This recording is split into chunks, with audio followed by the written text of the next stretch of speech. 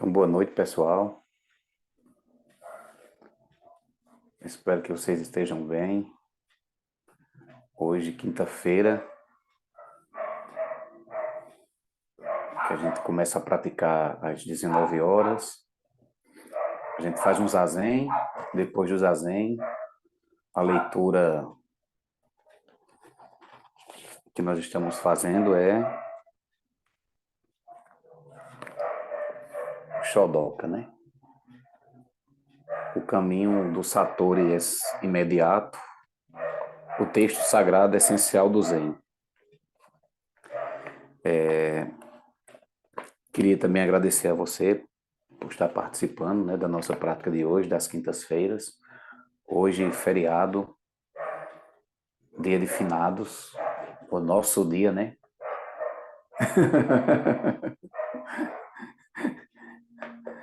O nosso dia, né? E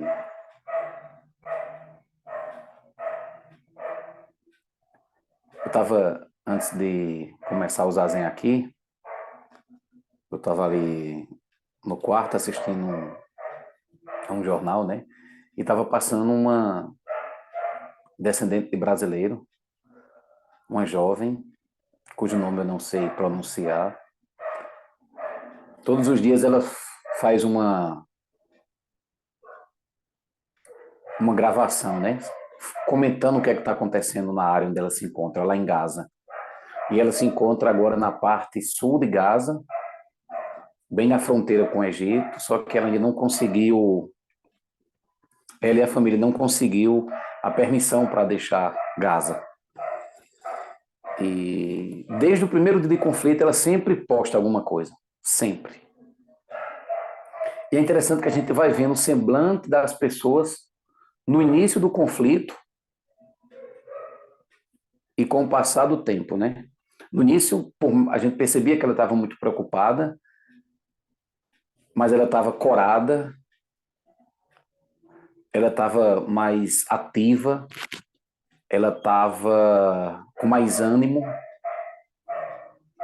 E à medida que os dias vão se passando, e hoje faz, não me falha a memória, 27 dias de conflito, ela já está com um semblante assim mais sofrido, o olhar caído, mais preocupada e muito mais triste também. E ela disse que realmente não sabe mais o que fazer, porque eles estão morrendo a cada dia, né? É uma jovem, eu acho que não tem nem, se muito tiver, deve ter 15, 16 anos.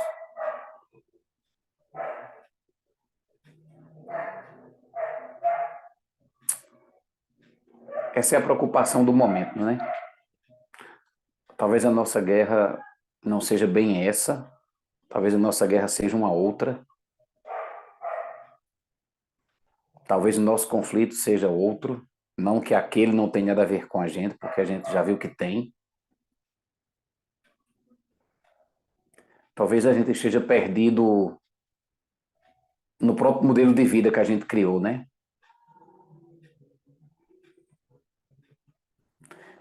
Não queria deixar ninguém preocupado, não, mas é comum a gente conversar com as pessoas e a gente perceber que todos nós estamos perdidos em um modelo de vida que a gente aspirou por um tempo. E que depois esse modelo de vida que a gente aspirou, que a gente tanto desejou, parece que ele não dá mais conta. E a gente vai esperançar outras coisas. Nós vamos desejar outras coisas.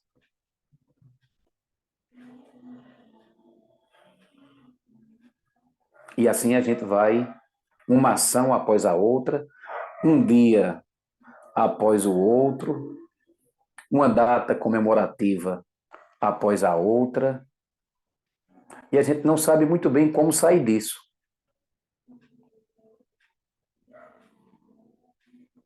Hoje, quando eu coloquei no grupo que o tema seria karma, e tem até uma palavra inusitada que eu coloquei, é o karma ilimitado. Uma pessoa me procurou no Zap, no WhatsApp, e disse: hoje eu não perco, de forma nenhuma. Aí eu até fiquei animado. Eu procurei a pessoa agora e a pessoa não se encontra. A pessoa aprendeu por si só o que é um karma ilimitado.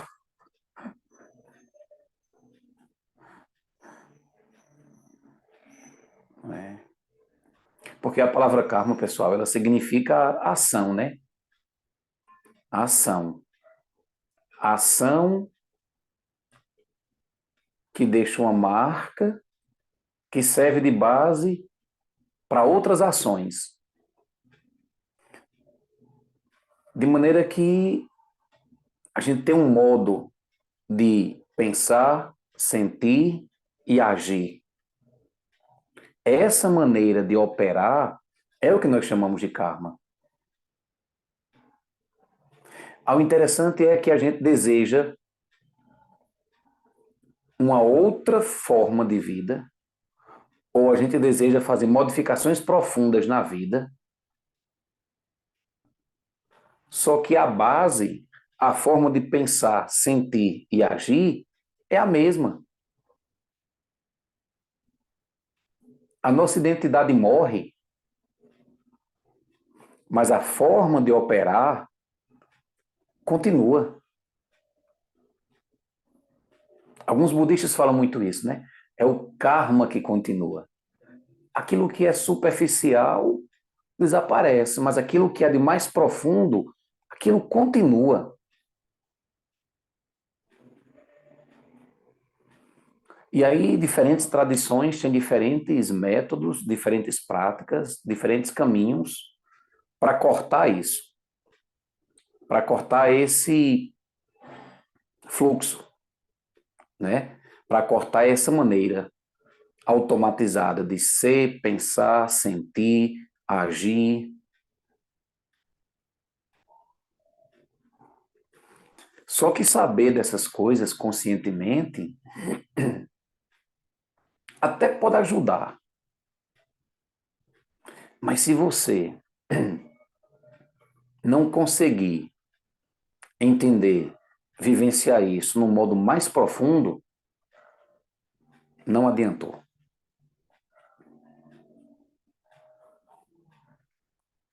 A nossa prática tem que ser de perceber esse modo de pensar, sentir e agir no mundo. Perceber isso conscientemente. Porque vem um fluxo, às vezes uma enxurrada muito forte, que nos leva a pensar, sentir e agir dessa forma. Só que isso para a gente é muito natural. É tão natural que a gente nem se dá conta. Mas a gente tem uma outra aspiração, né? A gente vê que tem algumas coisas que não estão boas, a gente deseja outras coisas. Só que a gente não consegue realmente mudar significativamente a nossa vida se a base for a mesma. Aí o que é que a gente pratica? Zazen. O que é que os mestres zen dizem? O Zendô é local da morte. A gente morre a cada instante. E também a cada instante a gente renasce. Perceber isso no dia a dia, no fluxo que é a vida, é muito difícil, mas é muito importante. Perceber que tendências são o nosso karma. Nessa perspectiva é que existe um karma ilimitado. Porque a gente não sabe muito bem como aquilo chegou, não entende aquilo realmente e não consegue ver outras alternativas. Isso é um karma ilimitado. Você precisa chegar num ponto de atenção plena, consciência, presença pura, para ver os fluxos chegando e direcionando sua vida para aquilo que lhe é mais familiar. Hoje eu falava mais cedo com uma pessoa sobre isso, que é preciso que a gente se familiarize com outros estados emocionais, com outros estados mentais. Então, nessa perspectiva, existe um karma que a gente chama de karma ilimitado. Porque é muito difícil de perceber, é muito difícil de cortar. Mas quando a gente está assim, zazen, amarrado em nome de Jesus, aos poucos a gente vai percebendo aqueles fluxos chegando e renunciando àquilo. A gente renuncia no zafor, aquilo que aparece, e depois aprende a renunciar no dia a dia, quando o fluxo forte vem. Não quer dizer que a gente vai conseguir sempre. Não. A gente vai conseguir uma vez, 10 não, depois 9 vezes, e assim vai. Talvez 2, 3, 4. Como eu estava falando hoje mais cedo com essa pessoa, a prática não é um ponto que a gente começa e chega em outro ponto, num caminho, numa linha reta e sempre em ascensão. Não. A prática ela é, circular demais. Tem momentos que nós estamos numa linha reta bem interessante. Depois, essa enxurrada, essa tendência que nós temos de operar, ela nos puxa, ela nos suga. Porque é isso que a gente tem de familiar. Então, como a gente tem isso de familiar, isso vai nos puxar em algum momento. A diferença do praticante é que ele sabe para onde voltar. Por isso que nos textos o Buda falava que os preceitos é o local onde mora a equanimidade. Na cerimônia de preceitos de sábado passado eu até falei disso, né? Os preceitos é o local onde mora a equanimidade. No Parinirvana Sutra, que é o último discurso do Buda, o último ensinamento do Buda, o Buda fala muito nisso, né? A equanimidade é um dos preceitos. Os preceitos nos oferecem isso. Né? Mas vamos ao nosso belo Shodoka.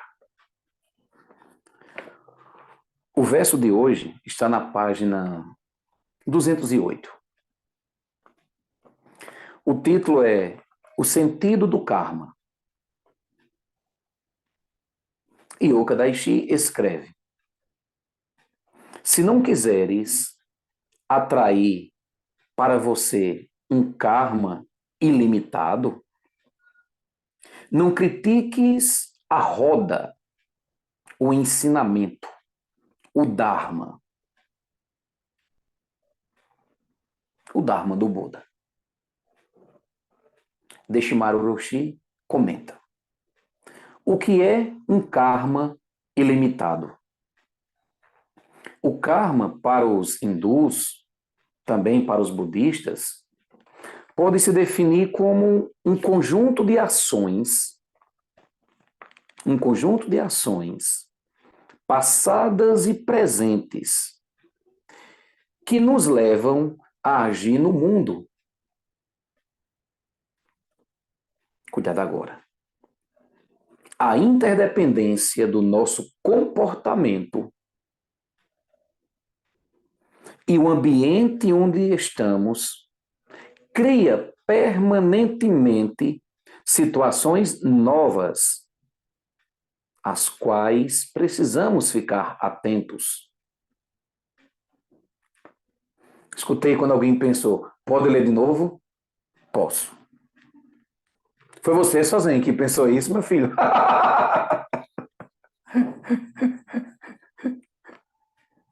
Vamos lá. A interdependência do nosso comportamento e o ambiente onde estamos cria permanentemente situações novas, às quais é preciso ficar atento.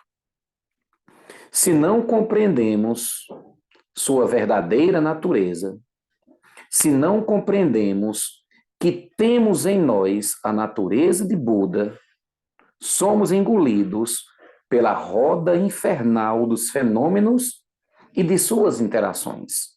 Olha que pesado isso. Eu não me contento em ler só uma vez. De novo, é uma frase curta, mas é muito profunda. Já deveria acabar aqui, certo? Olha só. Se não compreendemos sua verdadeira natureza, se não compreendemos que temos em nós, que somos a natureza de Buda, somos engolidos pela essa roda infernal dos fenômenos e de suas interações.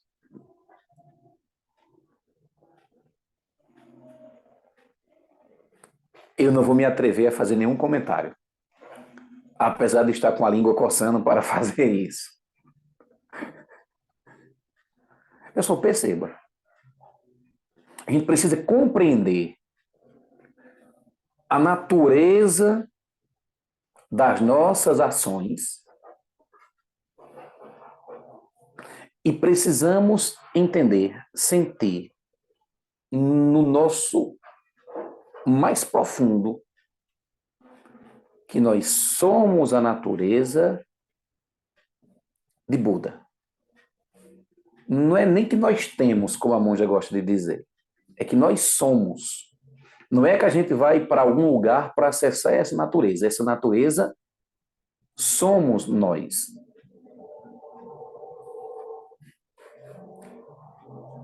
Quando você acessa essa natureza, a roda para. A roda infernal que Deshimaru Roshi está dizendo é justamente essa, do karma. Era como se a gente estivesse dentro de um ciclo e a gente age, aquela roda vai girando também, vai girando, vai girando. E a gente vai se identificando ora com uma coisa, ora com a outra coisa. Mas a gente, quando a gente encontra a saciedade em coisas, bom, encontre sua saciedade. Vamos lá. Não estando conectados com a consciência fundamental, como a raiz do ser, nos transformamos em joguetes da nossa própria vida.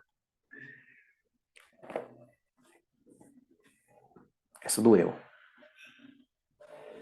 Essa doeu.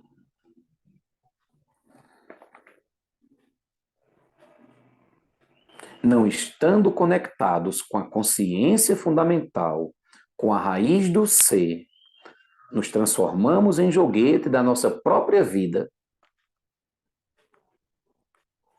Deixamos-nos vencer pelos resultados incessantes dos nossos atos. Perdemos o sentido do que é justo e criticamos até o ensinamento da sabedoria. Isso é muito libertador. Precisamos ter consciência para não nos tornarmos um joguete da nossa própria vida. O zazen é a volta a si mesmo. O zazen é essa volta a si mesmo e à origem,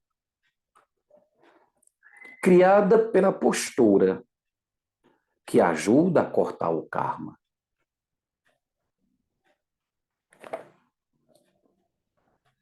Vem, as tendências vêm, uma após as outras. Mas a gente está, como eu estava dizendo, amarrado. A gente renuncia àquilo parado, entendeu? É mais fácil renunciar enquanto está parado do que renunciar quando vem um fluxo. Até que depois a gente vai ficando maduro o suficiente, tendo prática suficiente, para renunciar o fluxo quando ele vem e nós estamos no dia a dia. Como Jesus disse, mostra a outra face.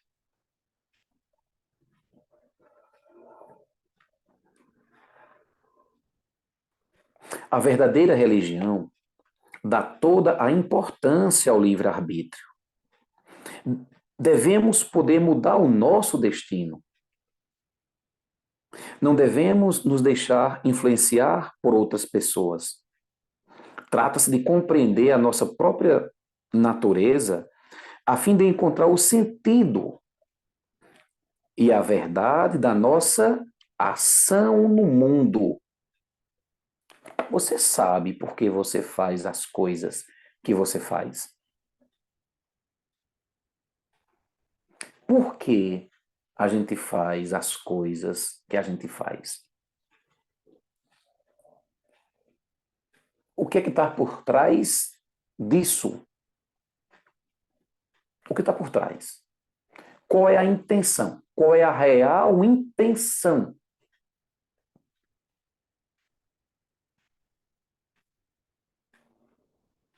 Quando você descobrir,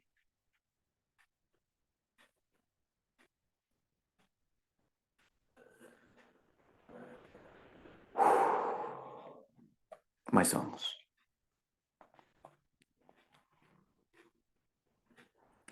O Zen é difícil.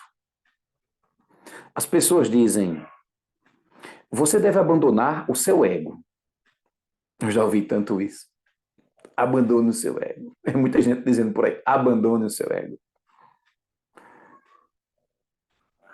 Ou você deve aprender a apreender o seu ego. Algumas pessoas pensam, eu não posso me tornar Buda. Eu sou muito estúpido para isso. O meu zazen é muito ruim. Mas, desde o momento que se faz zazen, a postura, por si só, já é Buda.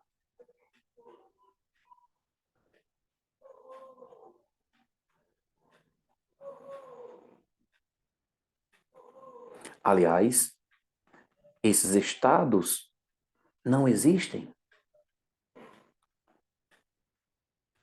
Nós não devemos nem procurá-los fora, nem separá-los do nosso corpo, do nosso espírito. Encontrar o verdadeiro ego em si mesmo e não se dissipar. Por que você procura fora aquilo que já está dentro? Aquilo que você realmente é.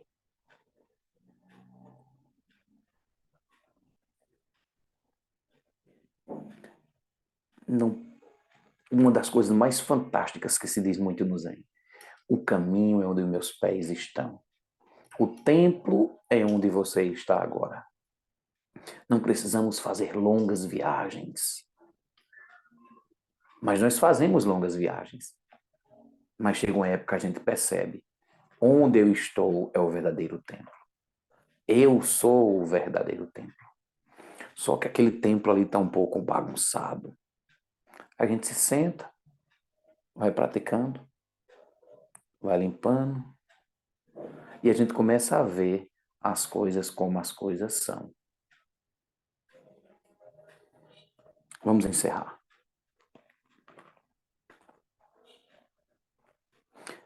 Dogen escreveu uma frase célebre. Os outros não sou eu. É preciso dar a essa frase todo o seu sentido verdadeiro.